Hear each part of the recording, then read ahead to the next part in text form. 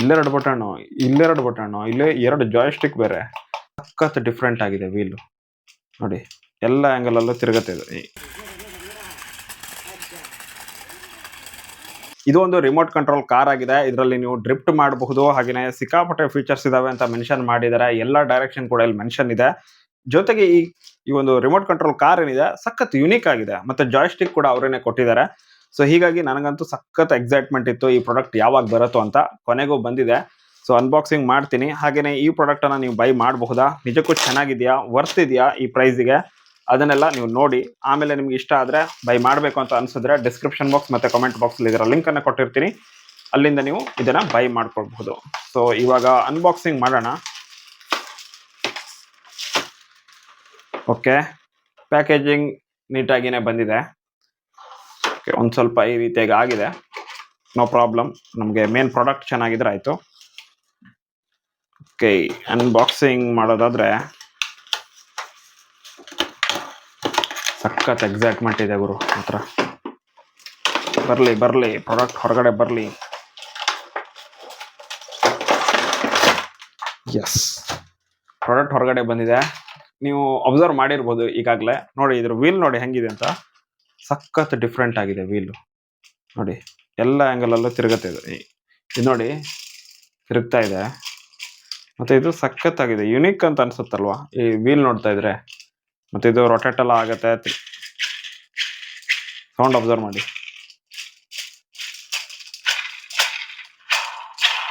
Unique ಆಗಿದೆ. ಮತ್ತೆ ಇದು ಬಿಲ್ಡ್ ಕ್ವಾಲಿಟಿ ಸಖತ್ ಆಗಿದೆ, ಸಖತ್ ಸ್ಟ್ರಾಂಗ್ ಅಂತ ಅನ್ನಿಸ್ತಾ ಇದೆ. ಟಚ್ ಮಾಡೋಗ್ಲೇ ಫೀಲ್ ಆಗ್ತಾ ಇದೆ ಸಖತ್ ಸ್ಟ್ರಾಂಗ್ ಆಗಿದೆ ಅಂತ. ಯುನೀಕ್ ಆಗಿದೆ ಮಾತ್ರ, ನೋಡ್ತಾ ಇರಬಹುದು. ಸಖತ್ ಯುನೀಕ್ ಆಗಿದೆ ಅಂತ ಅನ್ನಿಸ್ತು. ಮಕ್ಕಳಂತೂ ಸಿಕ್ಕಾಪಟ್ಟೆ ಇಷ್ಟಪಟ್ಟು ಬಿಡ್ತಾರೆ, ಆ ರೇಂಜಲ್ಲಿ ಇದೆ. ವೀಲ್ ನೋಡಿ ಯಾವ ರೇಂಜಿಗಿದೆ, ಮಸ್ತಾಗಿದೆ ಗುರು. ಇನ್ನು ಇಲ್ಲಿ ಬಾಟಮ್ ಅಲ್ಲಿ ಒಂದು ಇದು ಆನ್ ಮಾಡೋದಕ್ಕೆ ಆನ್ ಆಫ್ ಇದು. ಓಕೆ, ಆಮೇಲೆ ಇಲ್ಲೊಂದು ಸ್ಕ್ರೂ ಅನ್ನು ಕೊಟ್ಟಿದ್ದಾರೆ. ಇದ್ರೊಳಗಡೆ ಒಂದು ಬ್ಯಾಟ್ರಿ ಖಂಡಿತ ಇರುತ್ತೆ. ಮೋಸ್ಟ್ಲಿ ಇದು ರೀಚಾರ್ಜಬಲ್ ಬ್ಯಾಟ್ರಿ ಆಗಿರುತ್ತೆ, ಯಾಕಂತಂದ್ರೆ ಇಲ್ಲಿ ಆಲ್ರೆಡಿ ಕೊಟ್ಟಿದ್ದಾರೆ ಅವರು. ಸೊ ಇದನ್ನ ಚಾರ್ಜ್ ಮಾಡಿ ನಾವು ಇದ್ರೊಳಗಡೆ ಹಾಕಬೇಕು. ಅದನ್ನ ಚಾರ್ಜ್ ಮಾಡೋದಕ್ಕೆ ಈ ಒಂದು ಅಡಾಪ್ಟರ್ ಕೂಡ ಕೊಟ್ಟಿರ್ತಾರೆ. ಸೊ ಈ ಬ್ಯಾಟ್ರಿನ ಹೆಂಗ್ ಚಾರ್ಜ್ ಮಾಡೋದಪ್ಪ ಅಂತ ಹೇಳಿದ್ರೆ ನೋಡಿ, ಇಲ್ಲಿ ಆಪ್ಷನ್ ಇದೆ ಅಲ್ವಾ, ಇದು ಹಿಂಗಾಗ್ತಿದೆ ಅಲ್ವಾ. ಸೊ ಇಲ್ಲಿ ನೋಡಿ ಕ್ಲೀನಾಗಿ ಅಬ್ಸರ್ವ್ ಮಾಡಿ, ಈ ರೀತಿಯಾಗಿಟ್ಟು ಪ್ರೆಸ್ ಮಾಡ್ಬೇಕಷ್ಟೆ, ಇದು ಲಾಕ್ ಆಗಿಬಿಡುತ್ತೆ. ಇವಾಗ ಲಾಕ್ ಆಗಿದೆಯಾ, ಮತ್ತೆ ಇದನ್ನ ಪ್ರೆಸ್ ಮಾಡಿ, ಮತ್ತೆ ಇಲ್ಲಿ ಇದನ್ನ ರಿಮೂವ್ ಮಾಡುವಾಗ ಇಲ್ಲಿ ಪ್ರೆಸ್ ಮಾಡಿದ್ರೆ ಇದನ್ನ ಹಿಂಗೆ ಹೊರಗಡೆ ತೆಗಿಬಹುದು. ಮತ್ತೆ ಹಾಕೋದು ಕೂಡ ಸಿಂಪಲ್, ಈ ರೀತಿಯಾಗಿ ಪ್ರೆಸ್ ಮಾಡಿಬಿಟ್ರೆ ಆಯ್ತು. ನೋಡಿ ಕುತ್ಕೊಳ್ತಾ ಇದೆ. ಸೊ ಇವಾಗ ಇದನ್ನ ನಿಮ್ಮ ಮೊಬೈಲ್ ಚಾರ್ಜರ್ಗೆ ಕೊಟ್ಟು ಅಥವಾ ಪವರ್ ಬ್ಯಾಂಕಿಗೆ ಕೊಟ್ಟು ಚಾರ್ಜ್ ಮಾಡಬಹುದು.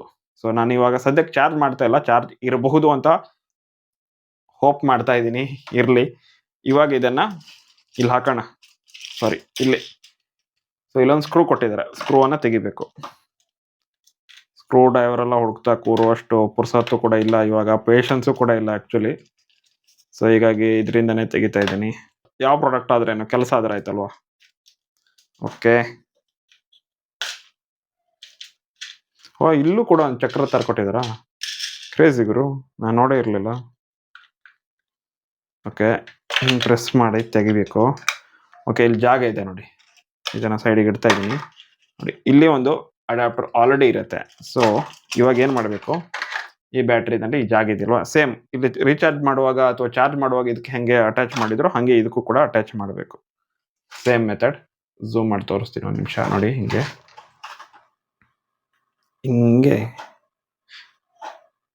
ಓಕೆ.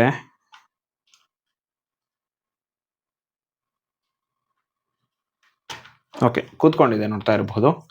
ಈ ಬ್ಯಾಟ್ರಿನ ಈ ವೈರ್ ಅನ್ನ ಹಿಂಗೆ ಫೋಲ್ಡ್ ಮಾಡಿ ಇಲ್ಲೇ ಹಾಕ್ಬಿಡ್ಬೇಕು. ಓಕೆ, ಇದ್ರ ಒಳಗಡೆನೆ ಆದಷ್ಟು ಜಾಗ ಮಾಡೋಣ. ಓಕೆ, ಇವಾಗ ಕೂತ್ಕೊಂಡಿದ್ಯಾ, ನಂತರ ಇದನ್ನ ಹಾಕಿ ಪ್ಯಾಕ್ ಮಾಡಬೇಕು. ಓಕೆ, ಸ್ಕ್ರೂ ಅನ್ನು ಕೂಡ ಹಾಕೊಳ್ಳಿ, ಯಾಕಂತಂದ್ರೆ ಇದನ್ನ ನಾವು ಡ್ರಿಫ್ಟ್ ಕೂಡ ಮಾಡಬೇಕು. ಸೊ ಹೀಗಾಗಿ ಬಿದೋಗ್ಬಾರ್ದಲ್ವಾ, ಅದರಿಂದ ಇದನ್ನ ಹಾಕೊಂಡ್ರೆ ಒಳ್ಳೇದು.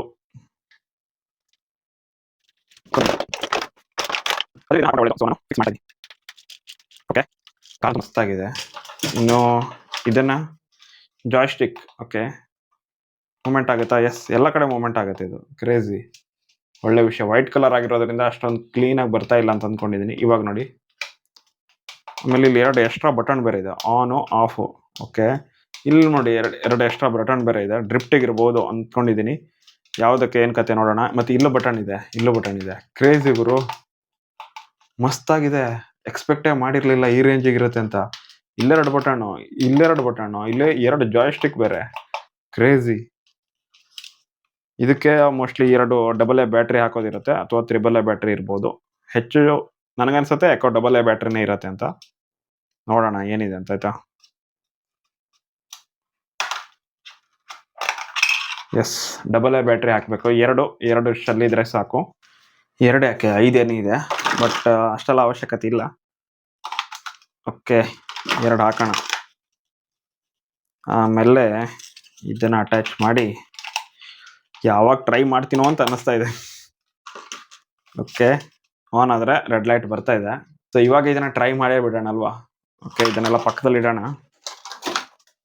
ಓಕೆ, ಇದಂತೂ ಓಕೆ, ಆನ್ ಮಾಡಿದ್ದೀನಿ. ಇವಾಗ ಇದನ್ನು ಆನ್ ಮಾಡಬೇಕಲ್ಲ. ಇವಾಗ ಆನ್ ಮಾಡೋಣ.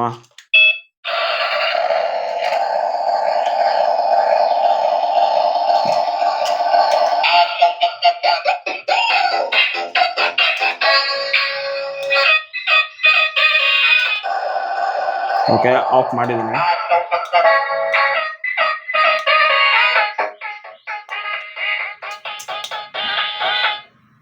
ಓಕೆ, ಇದನ್ನ ಡೀಪ್ ಪ್ರೆಸ್ ಮಾಡಿದ್ರೆ ಮ್ಯೂಸಿಕ್ ಆಫ್ ಕೂಡ ಆಗುತ್ತೆ. ನಾನು ಡೀಪ್ ಪ್ರೆಸ್ ಮಾಡಿ ಆಫ್ ಮಾಡಿದೆ. ಓಕೆ, ಇವಾಗ ನೋಡೋಣ. ಅಯ್ಯೋ ಕ್ರೇಜಿ, ಎಲ್ಲ ಉದುರಿಸ್ಬಿಡತ್ತೆ ಇದು ಅಷ್ಟೇ. ಮಸ್ತಾಗಿದೆ ಗುರು. ಹೊರಗಡೆ ಹೋಗಿ ಟೆಸ್ಟ್ ಮಾಡೇ ಬಿಡೋಣ ಬನ್ನಿ. ಡ್ರಿಫ್ಟ್ ಆಗತ್ತಂತೆ, ಏನಾದ್ರು ಉದುರಿಸ್ಬಿಡೋದು ಆಮೇಲೆ. ಹೆವಿ ಗುರು. ಒಪ್ಪ ಕ್ರೇಜಿ, ನಿಜಕ್ಕೂ ಕ್ರೇಜಿ. ಮಸ್ತಾಗಿದೆ ಗುರು. ಇದನ್ನೇ ಚೆಕ್ ಮಾಡೋದೆ ಹೊರಗಡೆ ಹೋಗಿ ಬನ್ನಿ.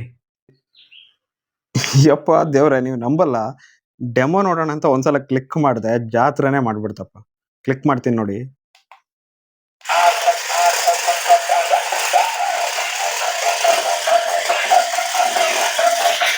ಸಮಾಧಾನ. ಇಲ್ಲೆಲ್ಲ ಹೋಗ್ತಾ ಇದೆ. ಇನ್ನೂ ದೊಡ್ಡದಾಗಿರೋ ಜಾಗ ಬೇಕು ಅದಕ್ಕೆ.